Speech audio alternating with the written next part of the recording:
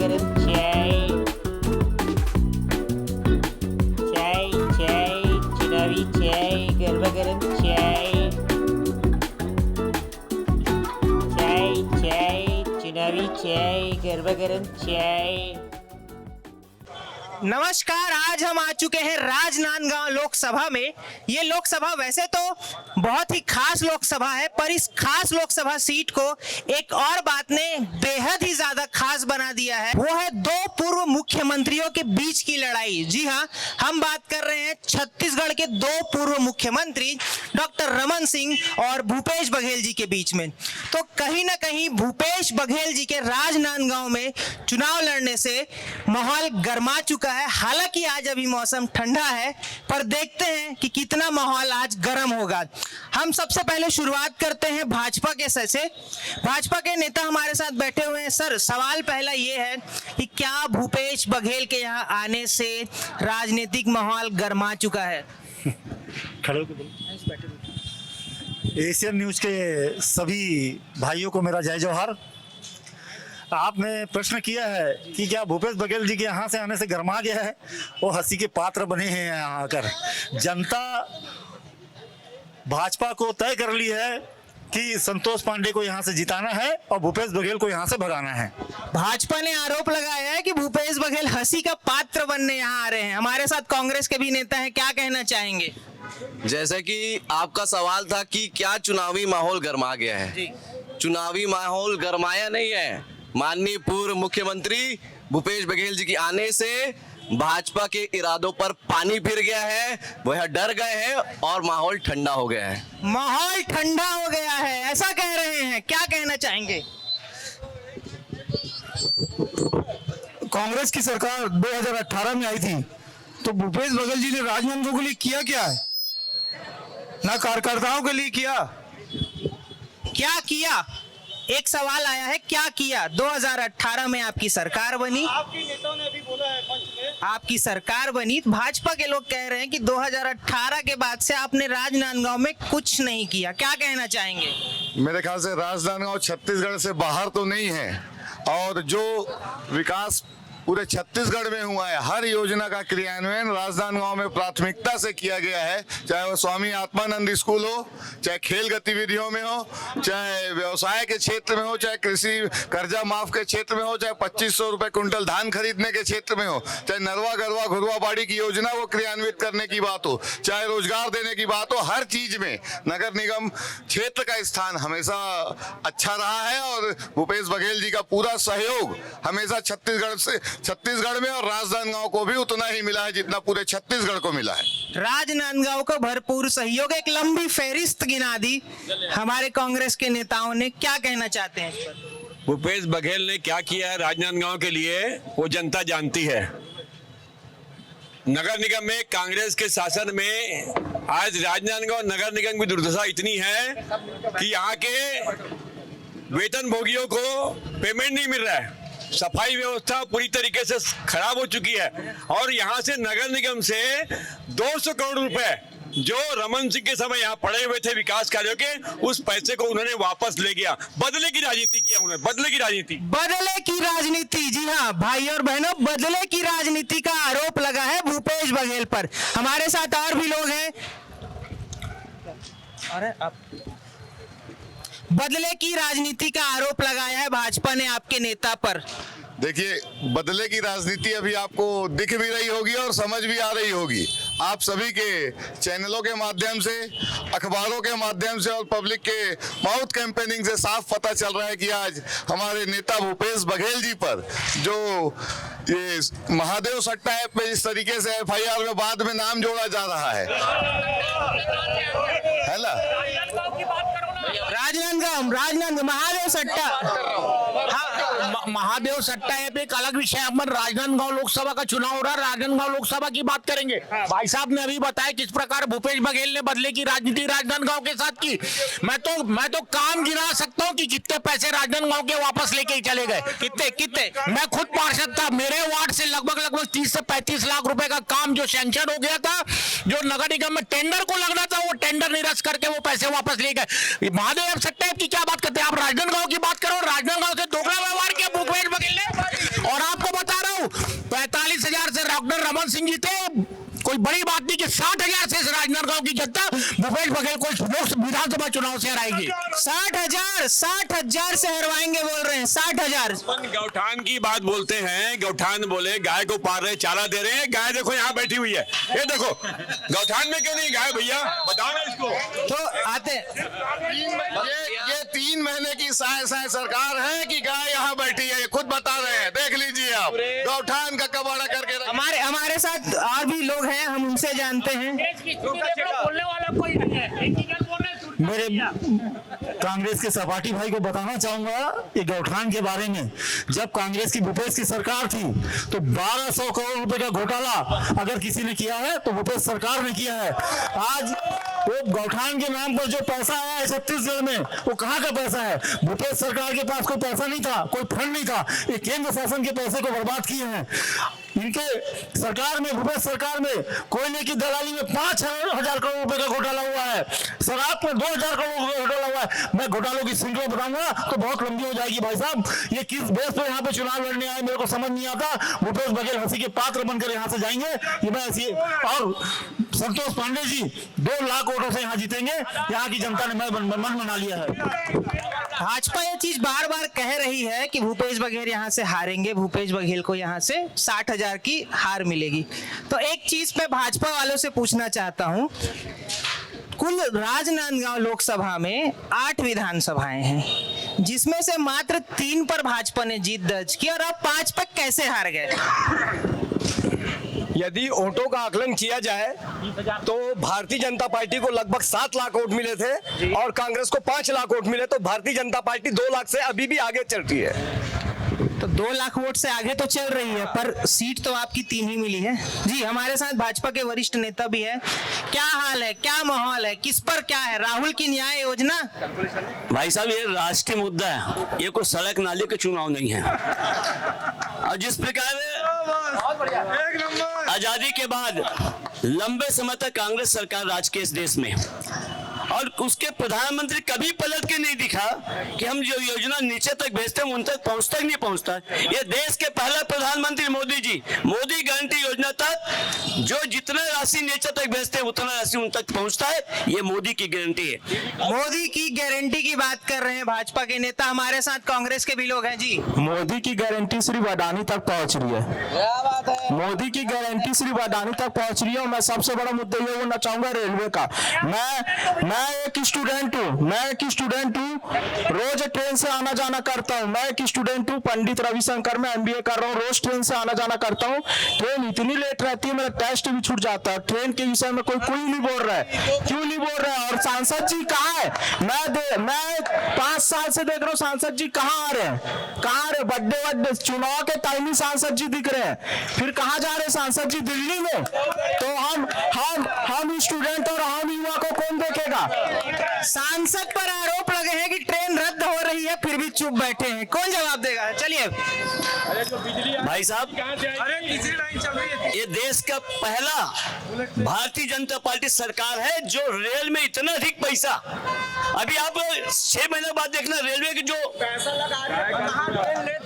लगा रही है तो ट्रेन लेट क्यों चल रहा है? हम तो टिकट लेके जा रहे हैं, ट्रेन लेट क्यों चल रही है? क्यों ट्रेन देख लीजिए, जब नया लाइन ट्रेन लेट क्यों चल रही है? अरे नया लाइन बीच रहा है तो थोड़ा तो अप डाउन होगा ना। पटरी भी चेंज कर रहा है, हाईटेक कर रहा है, बुलेट ट्रेन चल रही है, ये सब भी तो देखिए आप लोग। भैया नया लाइन नहीं बीच रहा है, सिर्फ कोयला जा रहा है, अडानी का सामान जा रहा है पूरा।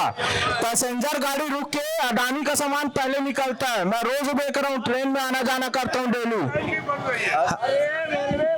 साफ सीधा सांसद संतोष पांडे जी पर आरोप लगाया जाता है कि राजनांदगांव को एक भी यात्री ट्रेन क्यों नहीं गई?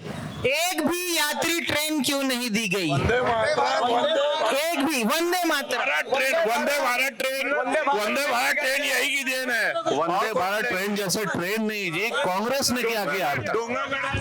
भैया वंदे भारत का टिकट कितना बताओगे? एक मिडिल क्लास फैमिली, मेरे पापा का पेमेंट 10,000 में 800 दे के रायपुर जाऊं मैं स्टूडेंट हूँ, 800 दे के रायपुर जाऊं।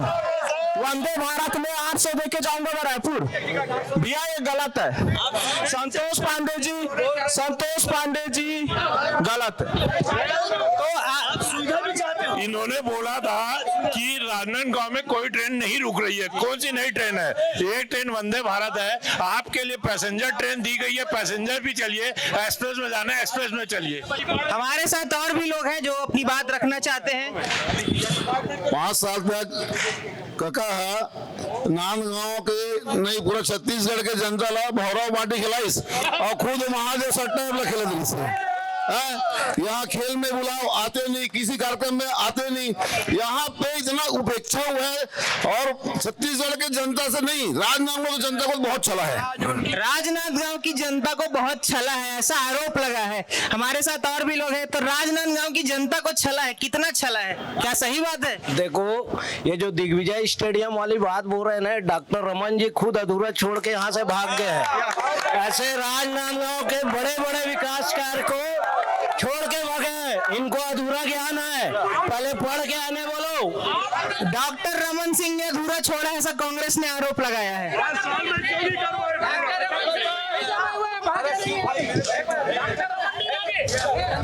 जो विकास डॉक्टर रमन सिंह ने किया है वो विकास किसी ने नहीं किया। राजनांदगांव को इतना विकास किया डॉक्टर साहब ने, जनता सबको मालूम है। चाहे स्टार्टअप की बात करें, मेडिकल कॉलेज की बात करें, बड़े बड़े सड़क की बात करें, जितना विकास डॉक्टर रमन सिंह ने किया, कांग्रेस सरकार 5 साल में एक ईंट नहीं रख पाया। अरे किस मुंह से बात करते हैं लोग? विकास यदि हुआ तो भाजपा के सरकार में आवाज भी 3 महीने के अंदर नगर निगम के विकास करे 15 करोड़ रुपए मिला है।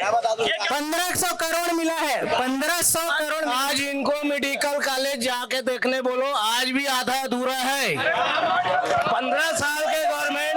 भैया सुनो, आज भी मेडिकल कॉलेज में सीटी स्कैन मशीन नहीं आया है। सिटी स्कैन मशीन नहीं आया है। सीटी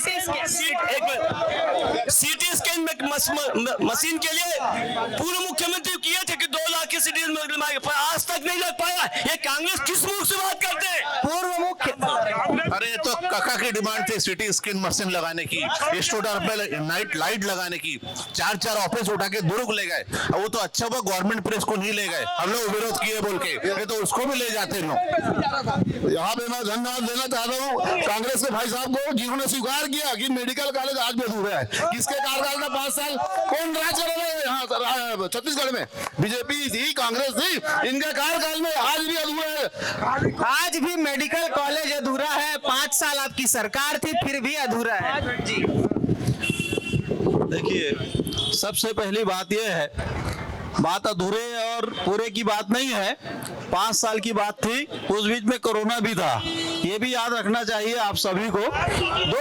मेरी बात तो सुन लो, 2 साल पूरा कोरोना रहा, किसानों को कांग्रेस की सरकार ने मजबूत किया, उसको नहीं पता है। पूरा आर्थिक रूप से योजनाओं को चलाए, उसको नहीं बता रहे हो आप लोग। बेएनसी मिल किसके शासन में बंद हुई, इसको नहीं पता है। 10 साल से नरेंद्र मोदी की सरकार है, कौन सी ऐसी इंडस्ट्री है जो राजनांदगांव आई, बताएं आप लोग। ऐसी कौन सी इंडस्ट्री है जो राजनांदगांव आई, ऐसा जानना चाहते हैं का?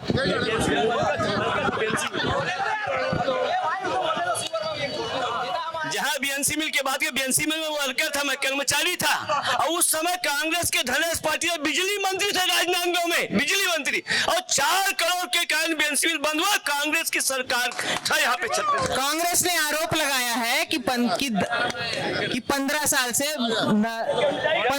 से रमन सिंह जी यहाँ के से विधायक है, फिर रोजगार क्यों नहीं बढ़ा जबकि 15 साल उनकी सरकार थी? भैया रविशंकर की बात किए, और एजुकेशन हब के लिए आज तक छात्र नेता आवाज नहीं उठाए। 5 साल से भूपेश बघेल की सरकार थी और एजुकेशन हब वहीं का वहीं बंद हो गया। अभी हमारी सरकार आई है और 1.5 करोड़ रुपए आ गए, जल्दी ही एजुकेशन हब पूरा हो जाएगा। एजुकेशन हब, हमारे साथ आम नागरिक भी है, हम जानते हैं कि उनका क्या है मुद्दा इस लोकसभा चुनाव में। सो हमारे साथ एक बहुत ही वरिष्ठ जन है, इनको चाय पिलाओ भाई। सबसे पहले तो हमारी चुनावी चाय है, इनको चाय पिलाओ। क्या है मुद्दे इस बार लोकसभा चुनाव के? भाई जैसा अभी मैं यहाँ सुन रहा था, ठाकुर जी ने बोला कि सारे काम अधूरे अधूरे काम क्यों थे। पहले भाजपा ने चालू करवाई, चाहे आप स्टेडियम बोलो, एजुकेशन सेंटर बोलो, कुछ भी बोलो, उसको रोकवाई किसने? भूपेश बघेल की सरकार आई और बंद हो गया सारा काम। आज भी गौरव पथ में जो एजुकेशन हब बन रहा है वो बंद सिर्फ भूपेश बघेल के कारण हुआ है, जबकि वो चालू था काम, सरकार आई और बंद करवा दिए उसको। ऐसे कई काम है जो बंद हुए। नांदगांव का आरटीओ ऑफिस ले गए आप, और क्या क्या आप बचे हुए क्या चीज ले जाना है समझ ही नहीं आ रहा है मेरे, क्यों चुनाव लड़ रहे हैं। हमारे साथ और भी लोग हैं। नमस्कार सर। नमस्कार। चाय तो पिलाओ भाई। चाय कहाँ है यार? चाय लाओ भाई। क्या है मुद्दे इस बार राजनांदगांव में? किसका पड़ला है भारी? देखो, क्या मोदी की गारंटी या राहुल गांधी की न्याय योजना, किस पर भरोसा करेंगे आप? राहुल गांधी की न्याय योजना पे हम भरोसा करेंगे, बाकी तो सब साए साए हैं। अच्छा, नहीं समझे, सब साए साए हैं। राहुल गांधी की न्याय योजना पर भरोसा है, बाकी सब साए साए है। क्या है इस बार भाजपा का कहना? अरे राहुल गांधी का क्या, इधर से आलू डालो उधर से सोना निकलेगा। आलू से सोना बात निकला भाई। आलू से सोना, आलू से सोना बहुत पुराना मीम्स है। एक ओर से आलू डालो, दूसरे ओर से सोना। और भी हमारे साथ कांग्रेसी लोग से पूछता है आलू से सोना क्या है सर? देखिए, ये तो एडिट करके बनाया गया आलू से सोना। सबसे बड़ी बात, चूंकि ये लोकसभा का चुनाव है और लोकसभा के चुनाव में आदरणीय नरेंद्र मोदी जी ने कहा था कि 2 करोड़ रोजगार दूंगा। कहां गया 2 करोड़ रोजगार? मोदी जी ने कहा था कि हर किसी के खाते में 15 लाख रुपए आएगा, जिसको खुद उनके गृह मंत्री ने कहा ये जुमला था। तो ऐसे जुमलेबाजों से देश को बचना होगा। यहाँ पे बात की गई थी कि स्विस बैंक से सूची लाई जाएगी, यहाँ तो स्टेट बैंक की सूची छुपाई जा रही है भाजपा के कार्डधारक के द्वारा। और रुकिए, मैं बताना चाहूंगा कि ये महादेव ऐप घोटाला की बात कर रहे हैं ना, तो आप याद कीजिए पिछले 5 साल में भूपेश बघेल जी की सरकार में कितनी कार्रवाई हुई, कितने लोग अंदर गए, कितने लोग उठे। और जब से अभी 4 से 6 महीने हो रहे हैं आपके भाजपा के कार्यकाल में महादेव ऐप में कितनी कार्रवाई हुई, कितने लोगों को अंदर किया गया, ये बताइए। हमारे में बताया गया कि कितने अमाउंट की बात की गई, कितने। और ये सिर्फ महादेव ऐप घोटाले की बात नहीं है, यहाँ पर खड़ा एक इंसान जानता है कि महादेव ऐप से पहले भी कितने ऐप आए और गए, और सुबह शाम दोपहर शाम कितने ऑनलाइन खुलते हैं। तो उसका प्रोटेक्शन मनी क्या भारत सरकार लेती है कि अमित शाह लेते हैं कि मोदी जी लेते हैं? इस बात का जवाब भाजपा के कार्यकर्ता दे। स्विस बैंक से मामला एसबीआई में पहुंच गया, क्या कहना चाहेंगे आप? भैया इतने देर से आप लोग बात सुन रहे थे, हकीकत बात का जानकारी होना। कोई भी बात करने के पहले तथ्यों में बात होए तो अच्छा लगेगा। अधिकृत कौन सी लेटर है? मोदी जी ने कभी बोला है कि 15 लाख खाते में अधिकृत लेटर आया है? क्या आया तो दिखाए। चंदा मोदी जी ने बीजेपी में लिया है, ना खाऊंगा ना खाने दूंगा। और बता रहा हूं मैं, जैसे कोई दौलत मुद्दे आते हैं बीजेपी के ऊपर में, पब्लिक का ध्यान भटकाने के लिए पुलवामा जैसे अटैक किए जाते हैं, राम मंदिर को बीच में ला दिया जाता है। और अभी भूपेश बघेल जी वो एसबीआई का घोटाले को दबाने के लिए भूपेश बघेल जी के लिए लेके आ गया। 72 एफआईआर दर्ज हुई है, 400 से ऊपर गिरफ्तारियां हुई है, 200 एटीएम कार्ड जब्त किए गए, और इनको सेंट्रल गवर्नमेंट को लिखा गया था भूपेश बघेल जी के द्वारा कि गल्फ कंट्री में दोनों बैठे हुए उनको उठा के ले गया। अभी भी महादेव ऐप सट्टा चालू है, क्यों नहीं बंद किया गया अभी तक? क्यों नहीं बंद किया गया महादेव ऐप? क्यों नहीं बंद किया गया? इन्होंने ये भाई साहब ने राम मंदिर की बात की, न्योता राम मंदिर के लिए प्राण प्रतिष्ठा के लिए कांग्रेस को मिला था। इन्होंने बाकायदा प्रेस कॉन्फ्रेंस ली राम भगवान के लिए कि हम नहीं जाएंगे प्राण प्रतिष्ठा के लिए। अपमान किए हैं, उसके अपमान का बदला जनता लेगी। एशियन न्यूज भारत आज अपनी चुनावी चाय चौपाल लेकर आया था राजनांदगांव विधानसभा में, जो कि राजनांदगांव लोकसभा क्षेत्र का एक महत्वपूर्ण विधानसभा है, जहां पर हमने बात की मुद्दों की भाजपा और कांग्रेस से और आम जनता से। पर बारिश ने डाल दी खलल, पर यह खलल सिर्फ आज की थी और हमारा ये सफर जारी रहेगा लोकसभा चुनाव तक। तो ऐसी ही मजेदार खबरों के लिए देखते रहिए एशियन न्यूज भारत पर। फॉलो करें हमारे पेज को, लाइक करें हमारे चैनल को, और हाँ, बेल आइकन दबाना बिल्कुल ना भूलें। धन्यवाद। चाय चाय चुनावी चाय, गरबा गरम चाय।